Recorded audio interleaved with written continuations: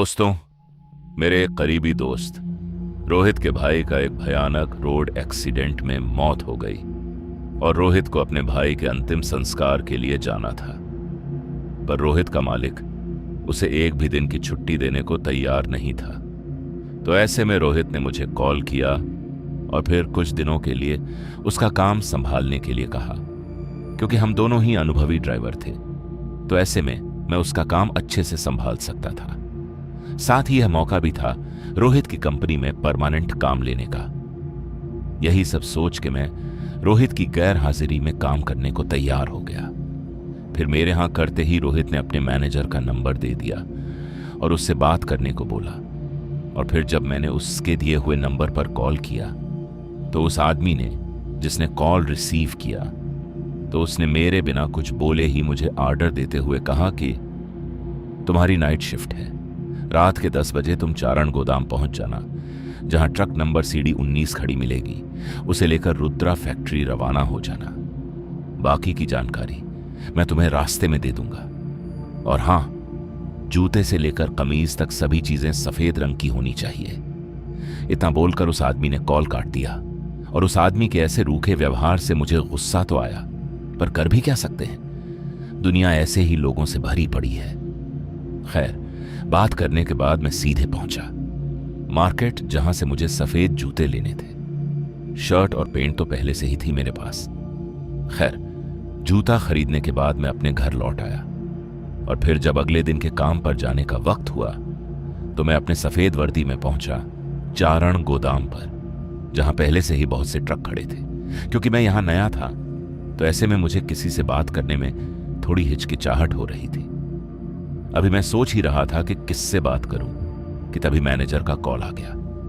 और जैसे मैंने कॉल उठाया तो वैसे ही मैनेजर ने कहा, तुम कहां हो? उसके सवाल करते ही मैंने कहा, सर मैं तो पहुंच गया हूं, पर समझ में नहीं आ रहा कि किससे बात करूं मैं यहां पर।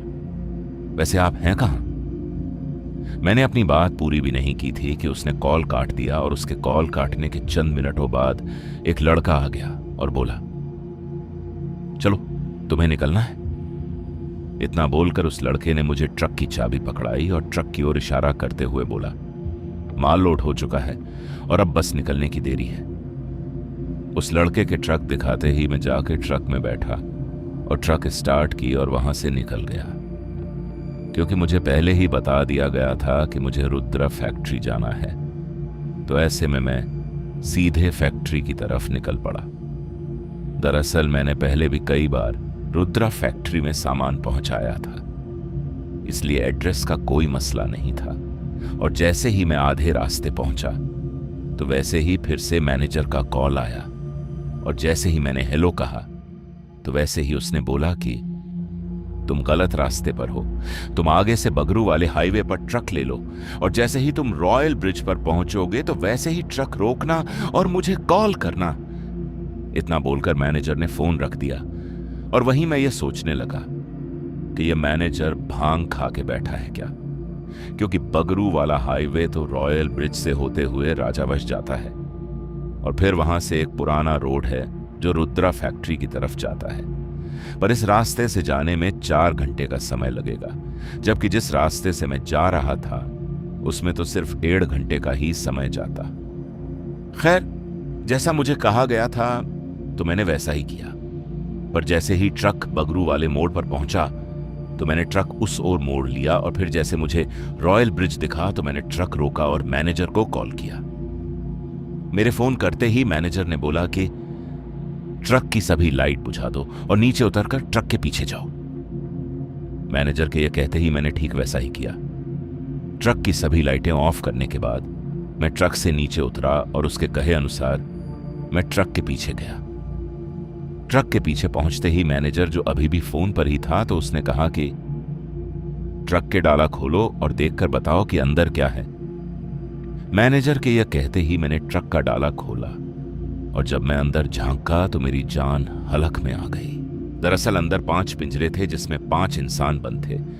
उन 5 पर नजर पड़ते मैं मैनेजर पर चिल्लाते बोला, तुम लोग ये मुझसे कैसा काम करवा रहे हो? तुम लोग रुको, मैं अभी पुलिस को कंप्लेंट करता हूं। मेरे यह धमकी देते ही मैनेजर बोला, तुम्हें जो करना है वह करना, पहले मेरी बात ध्यान से सुनो। अगर तुमने मेरी बात ध्यान से नहीं सुनी तो तुम भी मेरी तरह बुरे फंसोगे। उस वक्त मैं इतना ज्यादा बौखलाया हुआ था कि मैं उसकी यह बात सुनते ही और भी भड़क गया और चीखते हुए बोला, फंसोगे तो तुम लोग जो ये इंसानों की तस्करी कर रहे हो। पता है ना ये कितना बड़ा क्राइम है। मैं अभी मैनेजर को कानून की धमकी देने में लगा था कि इसी बीच मेरी नजर पिंजरे में कैद उस आदमी पर पड़ी जो मोबाइल पर बात कर रहा था। उस पर नजर पड़ते ही मैं ये देखते ही चौंक गया कि अभी मैं पिंजरे में बंद उस मोबाइल वाले आदमी की ओर ही देख रहा था कि तभी मैनेजर ने कहा, इन पांचों में से एक पिंजरे को पुलिया से नीचे फेंक दो। जैसे मैनेजर ने यह बोला तो वैसे ही मैंने उससे सवाल करते पूछा, अरे क्या तुम ही हो उस पिंजरे में जो मोबाइल पर बात कर रहे हो? मगर मेरे इस सवाल पर उसने कोई जवाब नहीं दिया। हालांकि मैंने उससे कई बार पूछा पर उसने कोई जवाब ही नहीं दिया।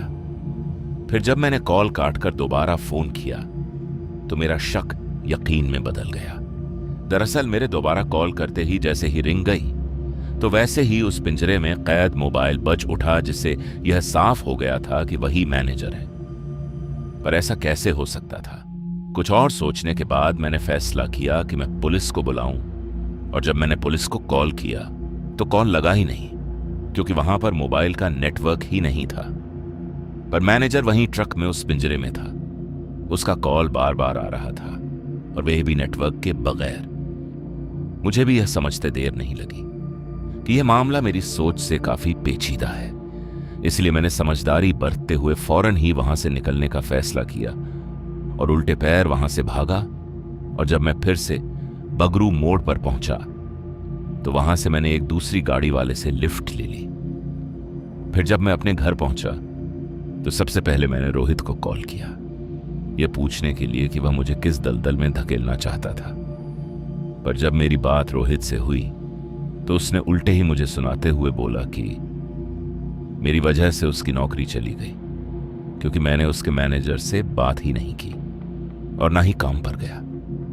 और फिर जब मैंने उसे अपनी आप बीती सुनाई तो उसने बोला कि जिस नंबर पर तूने कॉल किया था वो नंबर तो मैंने तुझे दिया ही नहीं था। जरा ध्यान से देख, तूने 76 की जगह 67 डायल किया है। अब यह सुनने के बाद मुझे कुछ देर के लिए यकीन नहीं हुआ कि रोहित सही बोल रहा है। खैर, रोहित से बात करने के बाद मैंने जब फिर से उस नंबर पर कॉल किया तो किसी बच्ची ने कॉल उठाया, और जब मैंने मैनेजर के बारे में पूछा तो उस बच्ची ने रॉन्ग नंबर बोलकर फोन काट दिया। जिसके बाद मैं पहुंचा चारण गोदाम, जहां जाते ही मेरा दिमाग चकरा गया, क्योंकि वहां का गोदाम पूरी तरह से बुरी हालत में था और सब कुछ बदल चुका था। यहां तक कि जो ट्रक खड़ा था वो अब किसी कबाड़ का रूप ले चुका था। अब यह सब देखने के बाद मुझे खुद को समझाने में काफी वक्त लग गया कि जो कुछ भी हुआ वो असल में क्या था, कोई सपना या एक ऐसा छलावा जो मेरे साथ घटित हुआ।